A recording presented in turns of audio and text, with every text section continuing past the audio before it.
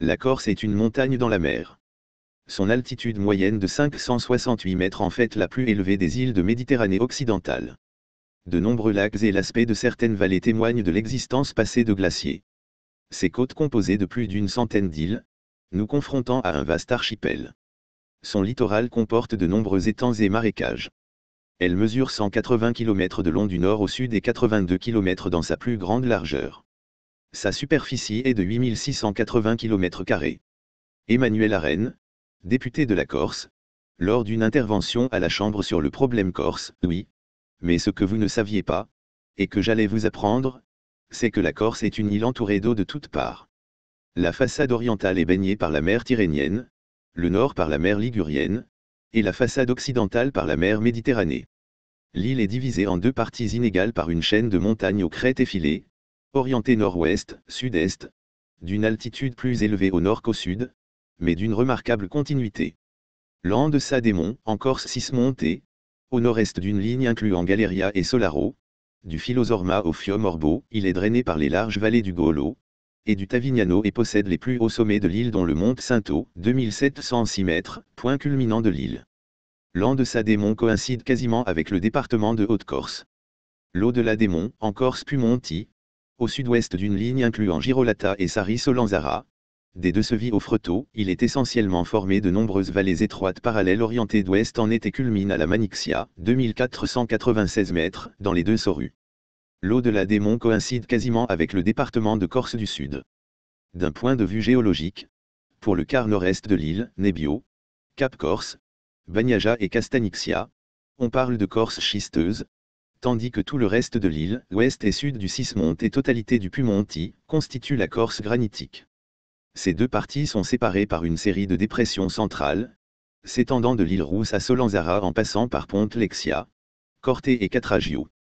La partie orientale, la moins large, est représentée depuis la péninsule du Cap Corse, en majeure partie par des plaines alluviales, plaines de la Merane et plaine orientale. À l'ouest, chaque vallée est comme une alvéole, au bord raide, ouvert sur la mer mais fermé vers l'amont car adossé à la chaîne axiale.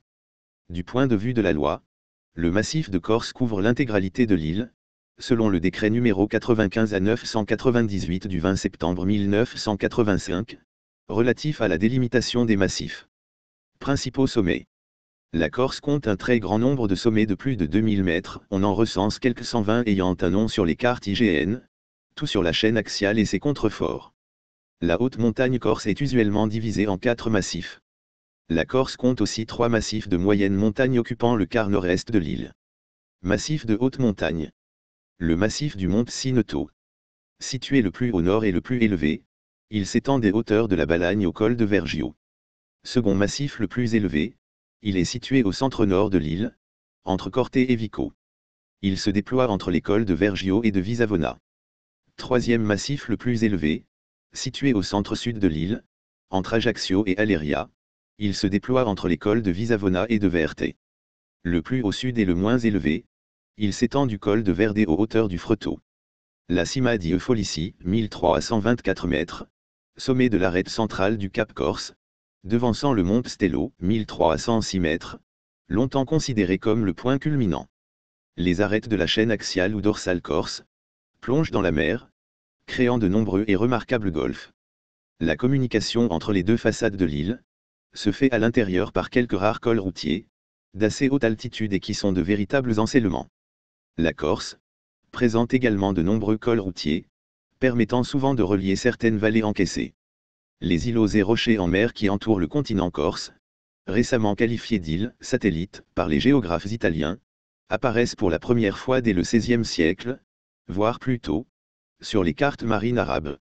Leur recensement ne devient exhaustif qu'au XVIIIe siècle, avec des relevés comme ceux de Bellini. La Corse bénéficie de ressources en eau beaucoup plus importantes que celles des autres îles de Méditerranée. Sources, ruisseaux, rivières, torrents sont partout. On compte près de 1380 km de cours d'eau au total, dont près de 90% sont vierges de toute pollution. Le Golo, en Corse Golu, et le Tavignano, Tavignanu, les deux plus grands fleuves de Corse, circulent dans le nord de l'île. Le Liamone, la Gravona, le Taravo et le Risanese marquent la moitié sud. L'ossature montagneuse naturelle de l'île, a depuis toujours été utilisé par la plupart de ses occupants successifs, pour déterminer les circonscriptions administratives, juridiques et religieuses. D'abord en Piève avec leurs créateurs romains, en évêché avec la décadence de leur empire, puis en 1358 en territoire, le Cap Corse et la Terra del Comune opposés à la Terra des Signori, ils deviendront l'Andeça des Monts et l'au-delà des Monts, en évêché et en juridictions administratives avec les Génois, enfin en province jusqu'à la fin du XVIIIe siècle, l'île reste toujours découpée en micro-régions. Le découpage est utile mais varié même si la toponymie de région est parfois conservée selon les organismes, Parc naturel régional de Corse, Communauté de communes, Office du tourisme, CREPAC. Les limites des deux départements créés lorsque la Corse est devenue française sont restées quasiment identiques à celles d'aujourd'hui. Seulement les appellations ont changé, le Golo est devenu la Haute-Corse et le Liamonais est la Corse du Sud. Seul le Niolo appartenait au Liamonais et dépend aujourd'hui de la Haute-Corse. Hormis quelques places fortes sur la côte, les lieux habités étaient tous disséminés sur les hauteurs, loin du rivage, ou dans l'intérieur de l'île. Des contrastes forts existaient entre territoires, de par leur histoire, leurs habitants. L'habitant de Bastia ne se distingue pas de l'italien de la côte orientale. Je décrirai ainsi ses traits caractéristiques, le visage allongé, étroit, mais le diamètre horizontal de la tête très grand, le nez aquilin, les lèvres minces et bien dessinées, les yeux noirs, les cheveux noirs et lisses, la peau d'une teinte uniforme, olivâtre. Ces traits sont ceux de beaucoup de Génois, et se rencontrent fréquemment dans la Provence et le Languedoc. Si l'on sort de Bastia, et qu'on se dirige vers les montagnes les grands traits, les figures allongées deviennent fort rares. Le Corse des districts du centre, d'une race, peut-être autochtone, ou du moins de la plus ancienne de l'île, a la face large et charnue, le nez petit, sans forme bien caractérisée, la bouche grande et les lèvres épaisses. Son teint est clair, ses cheveux plus souvent châtains que noirs. Parmi les bergers qui vivent toujours en plein air, il n'est pas rare de trouver de beaux teints colorés. Il faut bien se garder de confondre l'effet produit sur la peau par une chaleur constante, avec la couleur même de la peau. Le montagnard de Caution ou des environs de Corté est hâlé, noirci par le soleil, mais il a des couleurs carminées, et la teinte de sa peau est claire. Chez le Génois, au contraire, la teinte olivâtre de la peau semble résulter d'une matière colorante répandue dans l'épiderme. On peut faire une remarque semblable pour la couleur des cheveux. Parmi les Corses que je crois de race pure, les cheveux d'un noir bleu sont aussi rares que dans nos provinces du Nord. Les cheveux châtains des montagnards de Corté, souvent bouclés ou crépus, ont des reflets dorés très vifs, et leurs couches inférieures sont infiniment plus claires que celles qui sont continuellement exposées à l'action du soleil. En résumé, les traits du montagnard corse ne diffèrent pas sensiblement de ceux de l'habitant de la France centrale, ils sont précisément ceux que le docteur Édouard attribue à la race gallique, que l'on croit la plus anciennement établie dans la Gaule. La Corse sauvage est restée telle qu'en ses premiers jours. L'être y vit dans sa maison grossière, indifférent à tout ce qui ne touche point son existence même ou ses querelles de famille. Et il est resté avec les défauts et les qualités des races incultes, violents, haineux, sanguinaires avec inconscience, mais aussi hospitalier, généreux, dévoué, naïf, ouvrant sa porte aux passants et donnant son amitié fidèle pour la moindre marque de sympathie. Maupassant, Le Bonheur, nouvelle parue dans le Gaulois, le 16 mars 1884. Dans son « Histoire de Corse », Colonna de Cesare Rocca décrit l'habitant corse à l'époque romaine ainsi, les montagnards de l'intérieur pouvaient tout au plus fournir des bois de construction, du miel et de la cire, ils n'étaient même pas propres à faire des esclaves. Car, ils ne supportent pas de vivre dans la servitude, ou, s'ils se résignant à ne pas mourir, ils lassent bientôt par leur apathie et leur insensibilité les maîtres qui les ont achetés, jusqu'à leur faire regretter la somme, si minime soit-elle, qui l'ont coûté. Le reproche que Strabon adresse aux esclaves corses, et tout à l'honneur de cette nation, ne peut-on discerner dans cette fierté irréductible de l'esclave en face de son maître, dans cette apathie obstinée, la passion frémissante de l'indépendance, le regret inconsolable de la famille et du sol natal, mais tous ces beaux sentiments n'augmentaient guère la valeur marchande du peuple corse. Diodore de Sicile note avec plus de sympathie ce tempérament particulier qui rend les insulaires inaptes aux travaux ordinaires des esclaves. Il les trouve supérieurs à tous les autres barbares qui ne vivent point, selon les règles de la justice et de l'humanité.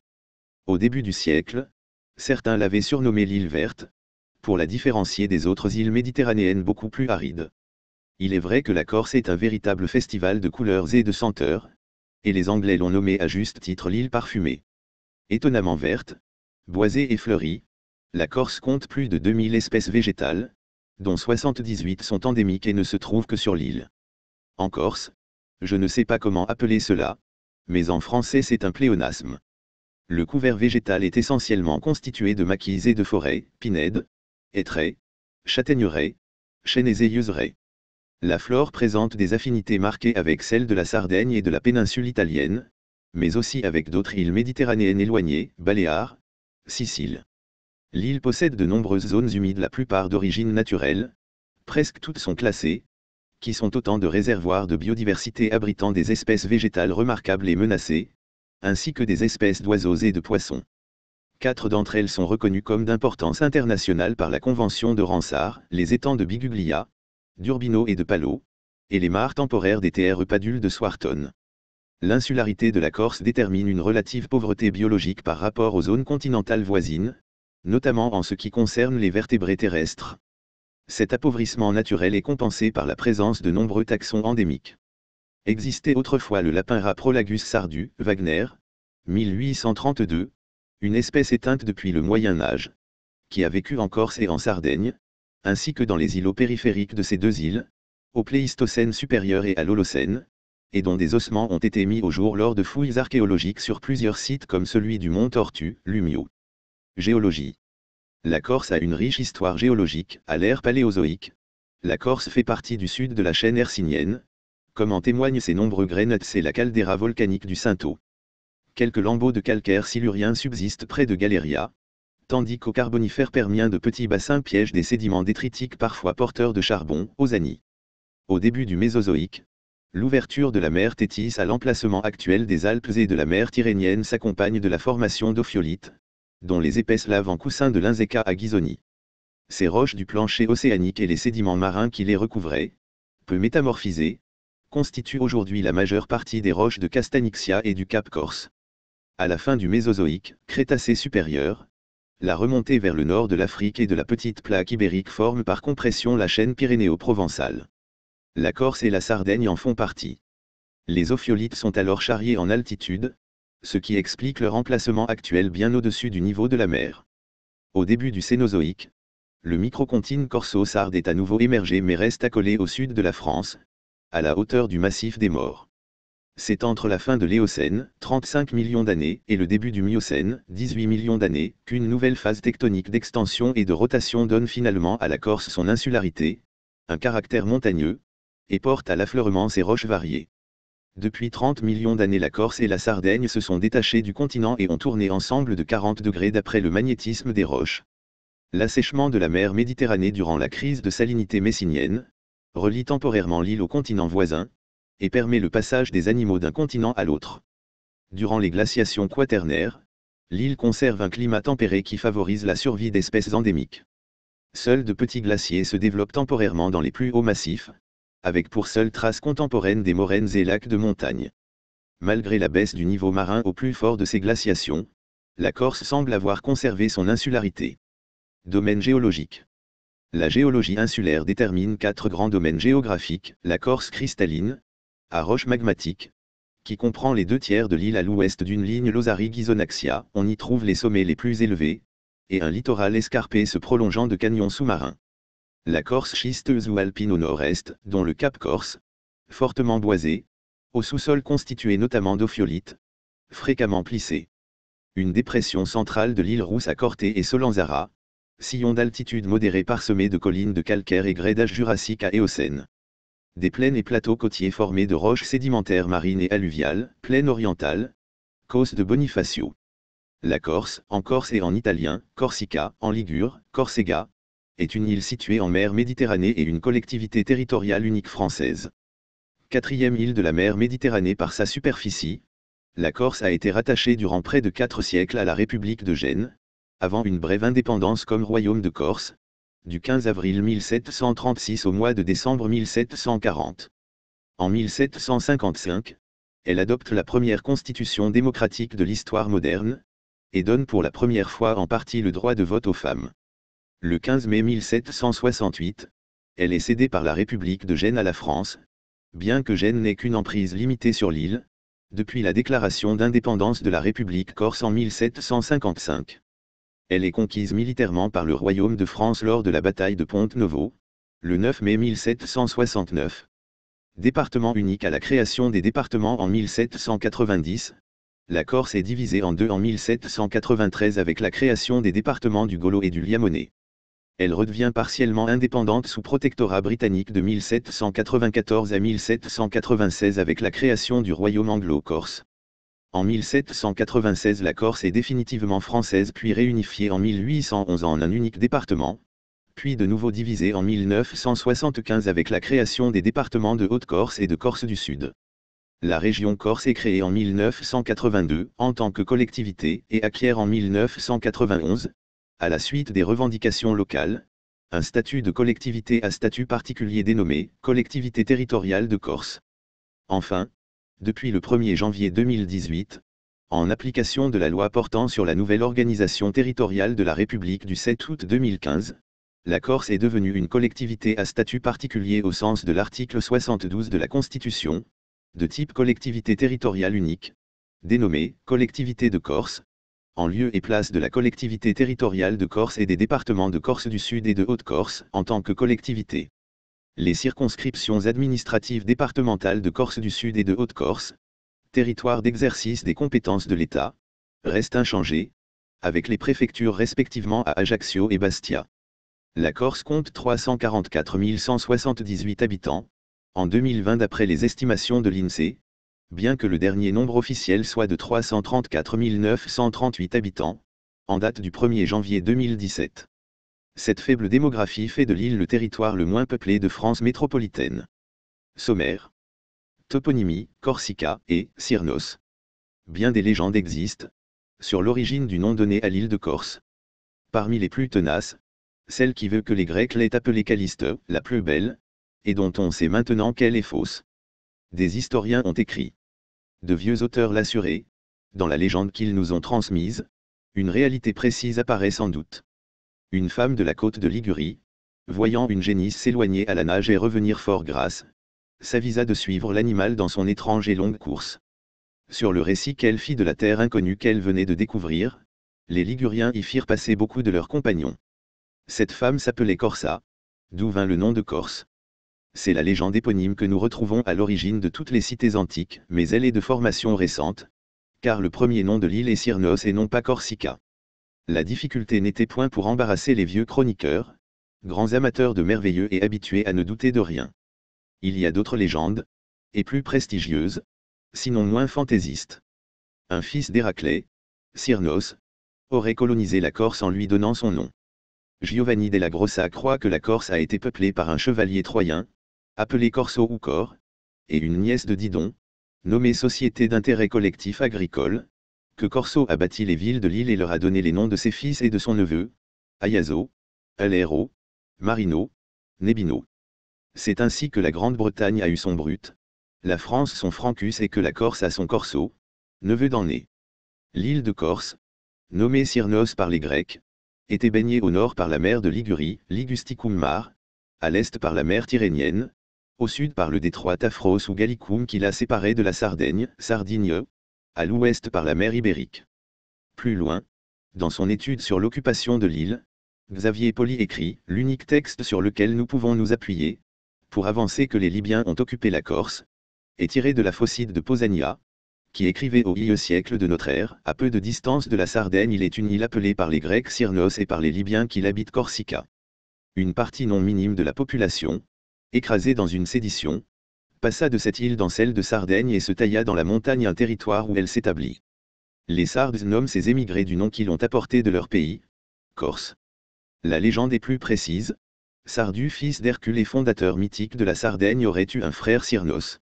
À la tête d'une nombreuse armée de Libyens, l'un et l'autre auraient quitté l'Afrique pour venir s'installer, le premier en Sardaigne, le second en Corse, donnant leur nom aux deux îles. Selon Ptolémée, l'île de Cyrnos, qui est aussi appelée Corsica, variante, Corsa, Corsi, Corsia, est bornée au nord et à l'ouest par la mer de Ligurie, à l'est par la mer Tyrrhénienne, au sud par la mer qui la sépare de l'île de Sardaigne. Et Xavier Poli de conclure, c'est de Chalcis, principale ville de l'Eubée, Que partie la plus ancienne colonie que la Grèce envoya vers l'Occident, elle alla fonder Khams entre le 11e et 8e siècle avant Jésus-Christ. Nous savons qu'un des points du territoire de Caristo, une des plus jolies villes de l'Eubée, portait le nom de Cyrnos. Il semblerait donc vraisemblable que Corsica fut baptisée Cyrnos par les colons de Khams, mais il convient aussi de dire que Cyrnos est un nom propre d'homme que nous trouvons dans Hérodote et dans Stobée. Pour sa part, dans son ouvrage Histoire de la Corse depuis les temps les plus anciens jusqu'à nos jours édité en 1839, Camille de Friescolonna exprime ainsi « Aucun historien n'a jusqu'à ce jour donné une étymologie satisfaisante des noms de Cyrnos et de Corse. Les uns assurent que Cyrnos était un fils d'Hercule, qui donna son nom au pays que nous connaissons. Les autres, et Samuel Bochart est de ce nombre, prétendent que le nom de Cyrne voulant dire, en langue phénicienne, couvert de forêts, ce nom dut être imposé à la Corse d'aujourd'hui par les voyageurs phéniciens, qui furent frappés de la richesse de ces forêts. Quant au nom de Corse, il y a également des historiens qui veulent qu'il ait été donné à la Corse par Corsu, fils d'Hercule. Bochart le fait dériver d'un mot phénicien, qui voudrait dire cornu, nom qui lui aurait été imposé à cause des nombreux promontoires, qui s'avancent en pointe dans la mer, et des pics élevés qu'on aperçoit de loin, avant de l'atteindre. Philippine y rapporte deux versions, que nous croyons devoir transcrire ici, pour faire voir jusqu'où peut aller la manie des étymologies. Voici la première, une femme de Ligurie, appelée Corsica, ayant suivi un taureau qui se rendait à la nage dans une terre inconnue, fut rejointe par ses parents, qui, étant arrivés sur ses traces dans un pays de très belle apparence, et où les pâturages étaient excellents, s'y établirent et appelèrent ce pays Corsica, du nom de la femme qui les y avait attirés. La seconde est qu'un neveu d'aîné appelé Corsu, ayant enlevé une nièce de Didon, appelée Société d'intérêt collectif agricole, s'enfuit dans l'île à laquelle il donna le nom de Corsica. Du géographe grec Strabo. L'île de Cyrnos, que les Romains appellent Corsica, est un pays affreux à habiter, vu la nature âpre du sol et le manque presque absolu de routes praticables, qui fait que les populations confinées dans les montagnes et réduites à vivre de brigandage, sont plus sauvages que les bêtes fauves. C'est ce qu'on peut, du reste, vérifier sans quitter Rome, car il arrive souvent que les généraux romains fassent des descentes dans l'île, attaquent à l'improviste quelques-unes des forteresses de ces barbares et enlèvent ainsi un grand nombre d'esclaves. On peut alors observer de près la physionomie étrange de ces hommes farouches, comme les bêtes des bois ou abrutis comme les bestiaux, qui ne supportent pas de vivre dans la servitude, ou qui, s'ils se résignant à ne pas mourir, lassent par leur apathie et leur insensibilité les maîtres qui les ont achetés, jusqu'à leur faire regretter le peu d'argent qu'ils leur ont coûté. Il y a cependant certaines portions de l'île, qui sont à la rigueur habitables, et où l'on trouve même quelques petites villes, telles que Blésinon, Charax, Aniconie et Vapane. Géographie. Elle mesure 180 km de long du nord au sud et 82 km dans sa plus grande largeur. Sa superficie est de 8680 km². La Corse est située dans le bassin occidental de la mer Méditerranée, à 12 km au nord de la Sardaigne, à 83 km à l'ouest de la Toscane et à 171 km au sud-est de Menton, sur la côte d'Azur. Île plutôt boisée et montagneuse, sa côte méridionale est formée de hautes falaises, Bonifacio. La distance la plus courte entre la France continentale et l'île, du Cap Martin, Alpes-Maritimes, à la pointe de la Revellata, près de Calvi, est de 164 km. L'île est située à 83 km de l'Italie continentale et à 27 km des îles de l'archipel toscan, Caprea. Faisant partie de la région géographique italienne, la Corse se situe avec la Sardaigne sur une microplaque continentale. C'est au cours de l'Oligomyocène, au milieu du Cénozoïque entre environ 22 à 25 millions d'années, que le bloc corso-sarde et la lanière continentale s'écartent progressivement du bloc ibérique, ouvrant derrière eux le bassin provençal, la mer d'Alboran, le bassin algérien et la mer Tyrrhénienne. La dynamique cesse avec le blocage de l'arc contre les domaines externes, apuliens et africains. La distance entre le point nord, île de la Giraglia, et le point sud, île Lavésie, de la Corse est de 184 km. Elle est de 83 km entre les extrémités est, Alistro, et l'ouest, île de Gargalo.